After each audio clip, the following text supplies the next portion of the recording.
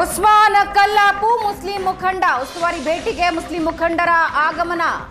GA ಬಾವಾ ಕಣಚೂರು ಮೋನು ಆಗಮಿಸಿದ್ದಾರೆ. ಆದರೆ ಇನ್ನೊಂದ್ಸಲ ಭೇಟಿ ಆಗ್ತೀನಿ ಅಂತ ಅಲ್ಲಿಂದ ಸಚಿವ ಹೊರಟಿದ್ದಾರೆ. ದಿನೇಶ್ ಗುಂಡೂರಾವ್ ಹೊರಟ ಮೇಲೆ ಭಾರಿ ಹೈಡ್ರಾಮಾ ಆಗಿದೆ. ಮುಸ್ಲಿಂ ಮುಖಂಡರ ನಡುವೆನೇ ವಾಗ್ವಾದ ಶುರುವಾಗಿದೆ. ಜಿಎ ಬಾವಾ ಕಣಚೂರು ಮೋನು ಬರ್ತಾರೆ, ಮತ್ತೊಂದ್ಸಲ ಭೇಟಿ ಆಗ್ತೀನಿ ಅಂತ ಉಸ್ತುವಾರಿ ಸಚಿವರು ಅಲ್ಲಿಂದ ಹೊರಡ್ತಾರೆ. ಇದಾದ ಮೇಲೆ ದೊಡ್ಡ ಹೈಡ್ರಾಮಾನೇ ನಡೆದಿದೆ. ಮುಸ್ಲಿಂ ಮುಖಂಡರ ನಡುವೆನೇ ವಾಗ್ವಾದ ಶುರುವಾಗಿದೆ. ಕರಾವಳಿ ಭಾಗದಲ್ಲಿ ಕಾಂಗ್ರೆಸ್ ಈಗ ದೊಡ್ಡ ಬಿಸಿ ಎದುರಿಸ್ತಾ ಇದೆ. ತಣ್ಣಗಾಗೋ ಲಕ್ಷಣಗಳು ಸದ್ಯಕ್ಕೆ ಕಾಣ್ತಾ ಇಲ್ಲ. ಅನ್ಲೆಸ್ ಸರ್ಕಾರ ನಿರ್ಧಾರ ತೆಗೆದುಕೊಳ್ಳದ ಹೊರತು, ಸರಿಯಾದ ನಿರ್ಧಾರ ಮಾಡದ ಹೊರತು ಕಾಂಗ್ರೆಸ್ ಪಾಳ್ಯಕ್ಕೆ ಮುಸ್ಲಿಂ ಮುಖಂಡರು ಈಗ ಬಿಸಿ ತುಪ್ಪವಾಗಿದ್ದಾರೆ. ಇನ್ನಷ್ಟು ಡೀಟೇಲ್ಸ್ ಹಂಚ್ಕೊಳ್ತಾರೆ ನಮ್ಮ ಪ್ರತಿನಿಧಿ ಭರತ್ ರಾಜ್. ನಮ್ಮ ಜೊತೆ ಲೈವ್ ನಲ್ಲಿ ಜಾಯಿನ್ ಆಗ್ತಾ ಇದ್ದಾರೆ. ಭರತ್, ಎಲ್ಲಿ ಏನು ಎಡವಟ್ಟಾಗ್ತಾ ಇದೆ? ಪರಮೇಶ್ವರ್ ಮತ್ತೆ ದಿನೇಶ್ ಗುಂಡೂರಾವ್ ಬರ್ತಾರೆ, ಆಗಲೂ ಕೂಡ ಮುಸ್ಲಿಂ ಮುಖಂಡರು ತಮ್ಮ ವಿರೋಧ ವ್ಯಕ್ತಪಡಿಸ್ತಾರೆ, ಅಸಮಾಧಾನ ಹೊರಹಾಕ್ತಾರೆ. ಅದಾದ್ಮೇಲೆ ರಹೀಂ ಮರ್ಡರ್ ಆಗುತ್ತೆ. ಮರ್ಡರ್ ಆದ ಮೇಲೆ ಮೊನ್ನೆ ನಡೆದ ಸಭೆ ಇದೆಯಲ್ಲ, ಅದು ಕಾಂಗ್ರೆಸ್ ಪಾಲಿಗೆ ಅತಿ ದೊಡ್ಡ ಶಾಕ್. ಅಂದ್ರೆ ಇಡೀ ಮುಸ್ಲಿಂ ಮುಖಂಡರಿಗೆ ಕಾರ್ಯಕರ್ತರು ಒತ್ತಡ ಹಾಕ್ತಾರೆ, ನೀವು ರಾಜೀನಾಮೆ ಕೊಡ್ತೀರೋ ಇಲ್ವೋ ಅಂತ ನಿಂತ್ಕೊಳ್ತಾರೆ, ರಾಜೀನಾಮೆ ಕೊಡಿಸ್ತಾರೆ. ಅಂಡ್ ಈಗಲೂ ಕೂಡ ಉಸ್ಮಾನ್ ಕಲ್ಲಾಪು ಹೇಳ್ತಾ ಇರೋದು, ನಿಮ್ಮ ಮಾತುಗಳು ಬೇಡ, ನಮಗೆ ಸ್ಟೇಟ್ಮೆಂಟ್ಸ್ ಕೊಡಬೇಡಿ, ನ್ಯಾಯ ಕೊಡಿಸಿ ಅಂತ. What is happening? ಎಲ್ಲಿ ಕಾಂಗ್ರೆಸ್ ಎಡುತ್ತಾ ಇದೆ? ದಿನೇಶ್ ಗುಂಡೂರಾವ್ ಇವಾಗ ಬಾವಾ ಅವ್ರನ್ನ ಮೀಟ್ ಆಗ್ಲಿಲ್ಲ, ಮೋನು ಅವರನ್ನ ಮೀಟ್ ಆಗದೆ ಅಲ್ಲಿಂದ ಹೊರಟರು. ಏನಾಗ್ತಾ ಇದೆ ಅಲ್ಲಿ?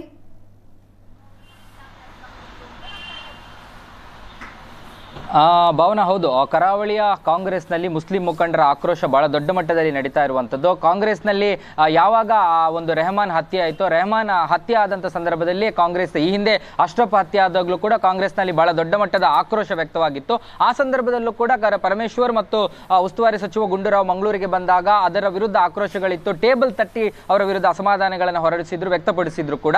ಆದರೆ ಆ ಬಳಿಕ ಒಂದಷ್ಟು ಭರವಸೆಗಳನ್ನು ಇವರು ಕೊಟ್ಟು ಹೋದ್ರು, ಒಂದಷ್ಟು ಏನಾದರೂ ಮಾಡ್ತೀವಿ, ಬದಲಾವಣೆಗಳನ್ನು ಮಾಡ್ತೀವಿ ಅನ್ನುವಂಥದ್ದನ್ನ ಹೇಳಿ ಹೋದ್ರು. ಆದರೆ ಹೋದಂತವರು ಮತ್ತೆ ಯಾವುದೇ ರೀತಿಯಾದಂತಹ ಬದಲಾವಣೆಗಳನ್ನ ತರಲಿಲ್ಲ. ಆ ಬಳಿಕ ಮಂಗಳೂರಿನಲ್ಲಿ ಅದು ಮತ್ತೊಂದು ಕೋಮು ಹಿಂಸಾಚಾರಕ್ಕೆ ಕಾರಣ ಆಯಿತು, ರೆಹಮಾನ್ ಹತ್ಯೆ ಆಯಿತು. ಈ ಹತ್ಯೆ ಇಲ್ಲಿನ ಮುಸ್ಲಿಂ ಮುಖಂಡರಲ್ಲಿ ಭಾರಿ ದೊಡ್ಡ ಆಕ್ರೋಶಕ್ಕೆ ಕಾರಣ ಆಗಿದೆ. ಇವತ್ತು ಕೂಡ ಅಷ್ಟೇ, ಗುಂಡೂರಾವ್ ಮಂಗಳೂರಿಗೆ ಬಂದಿದ್ರು ಕೂಡ ಕಾಂಗ್ರೆಸ್ನ ಮುಸ್ಲಿಂ ಮುಖಂಡರು ಬಹಳ ದೊಡ್ಡ, ಈ ಹಿಂದೆ ಅವರು ಬಂದಾಗ ಯಾರೆಲ್ಲ ಹೆಚ್ಚಿನ ಸಂಖ್ಯೆಯಲ್ಲಿ ಬರ್ತಾ ಇದ್ರು ಅವರೆಲ್ಲರೂ ಕೂಡ ದಿನೇಶ್ ಗುಂಡೂರಾವ್ ಅವರಿಂದ ಅಂತರವನ್ನ ಕಾಯ್ದುಕೊಂಡಿದ್ರು. ದಿನೇಶ್ ಗುಂಡೂರಾವ್ ಅವರ ಜೊತೆ ಬಹಿರಂಗವಾಗಿ ಗುರುತಿಸಿಕೊಂಡಿಲ್ಲ. ಕೇವಲ ಅವರಷ್ಟೇ ಅಲ್ಲ, ಕೆಲವೊಂದು ಕಾಂಗ್ರೆಸ್ನ ಬೇರೆ ಧರ್ಮದ ಮುಖಂಡರುಗಳು ಕೂಡ ಗುಂಡೂರಾವ್ ಜೊತೆಗೆ ಕಾಣಿಸಿಕೊಳ್ಳದೇ ಇರೋದು, ಯಾವಾಗಲೂ ಕಾಣಿಸಿಕೊಳ್ತಾ ಇರುವಂತರು ಇವರು ಕಾಣಿಸಿಕೊಳ್ಳದೆ ಇರೋದು ಬಹಳ ದೊಡ್ಡ ವಿದ್ಯಮಾನ ಕೂಡ ಹೌದು. ಆದರೆ ಆ ಉಳ್ಳಾಳ ಭಾಗದ ಒಂದಷ್ಟು ಕಾಂಗ್ರೆಸ್ನ ಮುಸ್ಲಿಂ ಮುಖಂಡರು, ಅದು ಉಸ್ಮಾನ್ ಕಲ್ಲಾಪು, ಜಿಎ ಬಾವಾ ಸೇರಿದಂತೆ, ಕಣಚೂರು ಮೋನು ಸೇರಿದಂತೆ ಒಂದಷ್ಟು ನಾಯಕರು ಅವರನ್ನ ಭೇಟಿಯಾಗಲಿಕ್ಕೆ ಬಂದಿರ್ತಾರೆ. ಅದರಲ್ಲಿ ಮೊದಲು ಉಸ್ಮಾನ್ ಕಲ್ಲಾಪು ಬಂದು ಒಳಭಾಗದಲ್ಲಿ ಸಾರ್ವಜನಿಕರ ಭೇಟಿಯ ಸಮಯದಲ್ಲಿ ಒಳಭಾಗದಲ್ಲಿ ಇರ್ತಾರೆ. ಆ ಸಂದರ್ಭದಲ್ಲಿ ಗುಂಡೂರಾವ್ ಪತ್ರಿಕಾಗೋಷ್ಠಿಯಲ್ಲಿ ಮಾತನಾಡ್ತಾ ಅವರು ಈ ಕೋಮು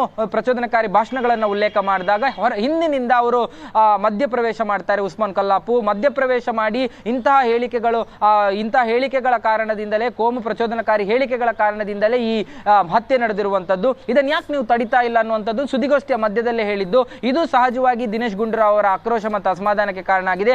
ಆ ಸಂದರ್ಭದಲ್ಲಿ ಏಕವಚನದಲ್ಲಿ ಯಾರ್ರಿ ಅವನನ್ನ ಹೊರಗೆ ಹಾಕ್ರಿ ಅಂತ ತನ್ನ ಸೆಕ್ಯೂರಿಟಿ ಸಿಬ್ಬಂದಿಗೆ ಹೇಳಿದ್ದಾರೆ. ಸೆಕ್ಯೂರಿಟಿ ಸಿಬ್ಬಂದಿ ಕೂಡ ಬಂದು ಉಸ್ಮಾನ್ ಕಲ್ಲಾಪನ್ನ ಹೊರಗೆ ಹಾಕುವ ಪ್ರಯತ್ನಗಳನ್ನ ಮಾಡಿದ್ದಾರೆ. ಆದರೆ ಕೊನೆಗೆ ಅಲ್ಲಿದ್ದಂತ MLC ಐವನ್ ಡಿಸೋಜ ಅವರನ್ನ ತಡೆದು ಉಸ್ಮಾನ್ ಕಲ್ಲಾಪನ್ನ ಸಮಾಧಾನ ಪಡಿಸುವಂತ ಕೆಲಸವನ್ನ ಮಾಡಿದ್ದಾರೆ. ಕೊನೆಗೆ ಪತ್ರಿಕಾಗೋಷ್ಠಿ ಎಲ್ಲ ಮುಗಿದ ಬಳಿಕ ಒಂದಷ್ಟು ನಾಯಕರುಗಳು ಇವರು ಹೊರಗಡೆ ಬಂದಾಗ ಅಲ್ಲಿ ಮಾತನಾಡಲಿಕ್ಕೆ ಹೋದ್ರು. ಆದರೆ ಅಲ್ಲೂ ಕೂಡ ಸಂಘರ್ಷ ಆಗಬಹುದು, ಮಾಧ್ಯಮಗಳ ಎದುರುಗಡೆ ಒಂದಷ್ಟು ಗೊಂದಲ ಆಗುವಂತ ಸಾಧ್ಯತೆ ಇದೆ ಅನ್ನುವಂತ ಕಾರಣಕ್ಕಾಗಿ ಉಸ್ಮಾನ್ ಕಲ್ಲಾಪು ಸೇರಿದಂತೆ ಯಾವ ನಾಯಕರುಗಳ ಜೊತೆಗೂ ಕೂಡ ದಿನೇಶ್ ಗುಂಡೂರಾವ್ ಅವರು ಮಾತನಾಡಲಿಲ್ಲ. ಬದಲಾಗಿ ನಾನು ಮತ್ತೆ ನಿಮಗೆ 11 ಗಂಟೆ ಮತ್ತೆ ಬಳಿಕ ನಾನು ನಿಮಗೆ ಸಿಗ್ತೀನಿ ಅನ್ನುವಂಥದ್ದನ್ನ ಹೇಳಿ ಅಲ್ಲಿಂದ ಹೊರಟು ಹೋಗ್ತಾರೆ. ಇದು ಕೂಡ ಅವರ ಆಕ್ರೋಶಕ್ಕೆ ಕಾರಣ ಆಗುತ್ತೆ. ಆ ಬಳಿಕ ಉಸ್ಮಾನ್ ಕಲ್ಲಾಪು ಮತ್ತು ಕೆಲ ಮುಸ್ಲಿಂ ನಾಯಕರ ಮಧ್ಯೆ ಒಂದಷ್ಟು ಸಂಘರ್ಷ ನಡೆಯುತ್ತೆ, ಅಂದ್ರೆ ಅವರ ನಡುವೆ ವಾಗ್ವಾದ ನಡೆಯುತ್ತೆ. ನಮಗೆ ಅನ್ಯಾಯ ಆಗಿದೆ, ಅದಕ್ಕೆ ಯಾರು ಕೂಡ ನ್ಯಾಯ ಕೊಡ್ತಾ ಇಲ್ಲ, ಭಾಷಣ ಮಾಡಿದವರ ಮೇಲೆ ಕ್ರಮ ಆಗ್ತಾ ಇಲ್ಲ, ಹಾಗಾದ್ರೆ ನಮ್ಮ ಸರ್ಕಾರ ಇರೋದು ಯಾಕೆ, ನಮ್ಮ ಸರ್ಕಾರಕ್ಕೆ ಯಾಕೆ ಪೊಲೀಸರಿಗೆ ಫುಲ್ ಹ್ಯಾಂಡ್ ಪವರ್ ಕೊಡ್ತಾ ಇಲ್ಲ ಅನ್ನುವಂಥದ್ದು ರೀತಿಯಲ್ಲಿ ಒಂದು ಅಸಮಾಧಾನವನ್ನು ತೋರ್ಪಡಿಸಿದ್ರು. ಒಟ್ಟಾರೆಯಾಗಿ ಕೆಲವು ಬಹಳ ಮೈನ್ ಸ್ಟ್ರೀಮ್ ಮುಸ್ಲಿಂ ಮುಖಂಡರು ಇದಕ್ಕೆ ಆಗಮಿಸದೇ ಇದ್ರೂ ಕೂಡ ಕೆಲವೊಂದು ಮುಸ್ಲಿಂ ಮುಖಂಡರು ಭೇಟಿಯಾಗುವಂತ ಒಂದು ಇರಾದೆಯನ್ನು ವ್ಯಕ್ತಪಡಿಸಿ ಬಂದಿದ್ರು.